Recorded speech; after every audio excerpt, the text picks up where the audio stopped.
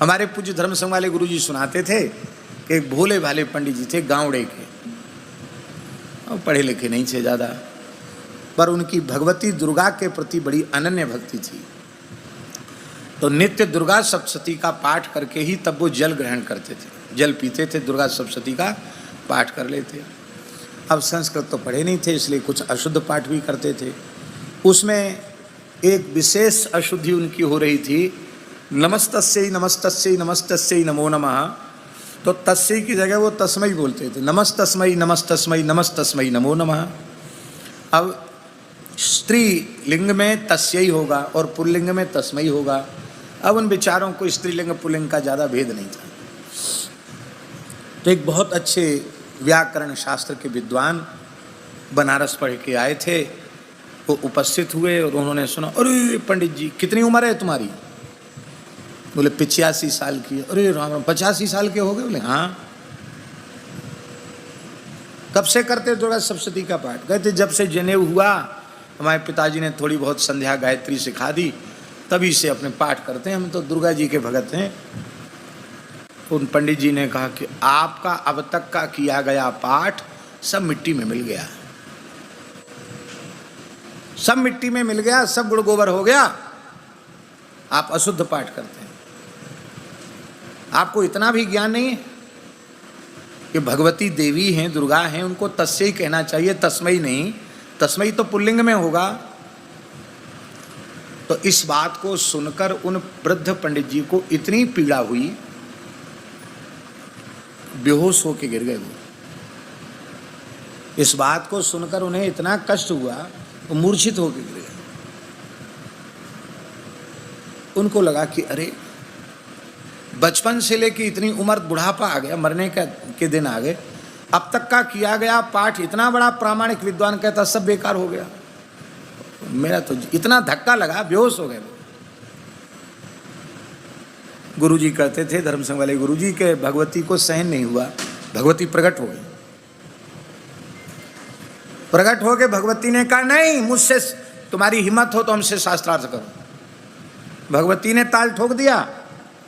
अब भगवती से कौन भला शास्त्रार्थ कर सकता है, हैं?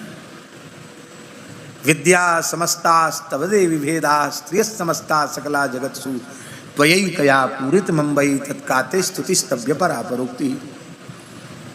वो साक्षात ज्ञान की विद्या की अधिष्ठात्री भगवती, उनसे कौन शास्त्रार्थ कर सकता है? तुमने कैसे कह दिया ये गलत है? कांपते हुए पंडित जी ने कहा, भगवती क्षमा करें, हमने तो जैसा पढ़ा था तस्मै नहीं बनता है, तस्मै बनता है स्त्रीलिंग में, इसलिए मैंने कह दिया। नहीं, कौन कहता मैं स्त्री हूं? प्रत्येक विषय में वेद परम प्रमाण है, और उपनिषद में मैं स्वयं अपने तत्व का उपदेश कर रही हूं देवताओं को।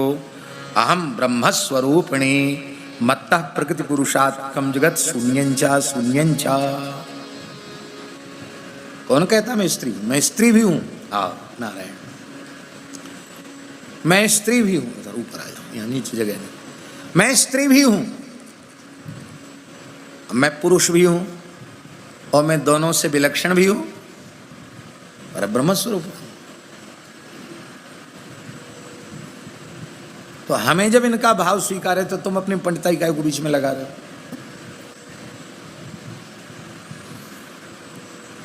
हम ऐसी कोई खींचतान वाली बात नहीं कह रहे हैं, हम तो केवल इतना निवेदन कर रहे हैं कि नंदोत्सव का 18वां श्लोक है,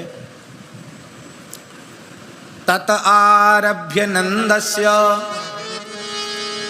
ब्रजः सर्व समृद्धिमान हरे निवासात्म गुणैरमा क्रीड मभून नृप।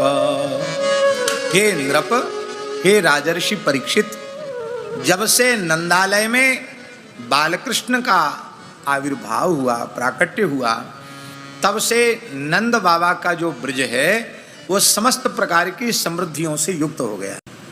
भगवान के जो दिव्य स्वाभाविक मंगलमय गुण हैं, उन गुणों के कारण इस ब्रजमंडल की महिमा ऐसी बढ़ गई कि जहां देखो वहां ब्रज में रमा क्रीड मभून नृप, लक्ष्मी की क्रीड़ा स्थली ब्रज बन गया।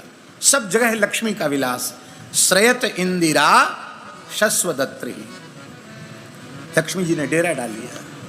ये अर्थ तो है ही, पर भाव पक्ष में श्री राधा रानी के मंगलमय प्राकट्य का हम स्मरण कर रहे हैं और अर्थ बदल जाएगा। रमा शब्द का अर्थ राधा कर दो तो राधा रानी का जन्मोत्सव सिद्ध हो जाएगा। और स्वामी जी, शब्द का अर्थ प्रकरण के अनुसार किया जाता है।